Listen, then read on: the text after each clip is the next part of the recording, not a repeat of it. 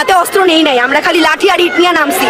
আপনারা tear shell, rubber bullet, original bullet, বোমা, যে যা পারছেন রাইফেল নিয়ে নামছেন। আমাদের হাতে যদি অস্ত্র ওঠে আপনারা কি বাঁচবেন? একটা 4 কোটি রাজাকারের হাতে যদি অস্ত্র ওঠে আপনারা কি থাকতে পারবেন? আপনারা মাঠে আসতে পারবেন? এটাই আপনার কাছে প্রশ্ন। আমরা অস্ত্র ধরি না, যে হাতে কলম ধরি সে হাতে অস্ত্র ধরতে আমরা 2বার চিন্তা করি। আপনাদের মতো অমানিপক হলে তো আমরা দেশ তো এইভাবেই চলে যাবে ভাই। বেশি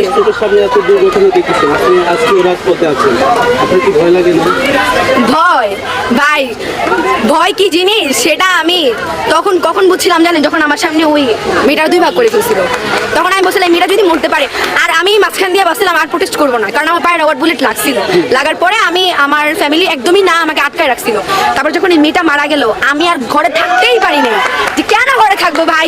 আজকে যদি আমার বোনটাও তো রাস্তায় খেলে, আমার ছোট বোন 2 বছরের বোন রাস্তায় খেলে, আমার অনেক আদরের বোন, ও যদি আজকে উপরে থেকে একটা হেলিকপ্টারতে গুলি খায়, আমি বসে থাকবো ঘরে?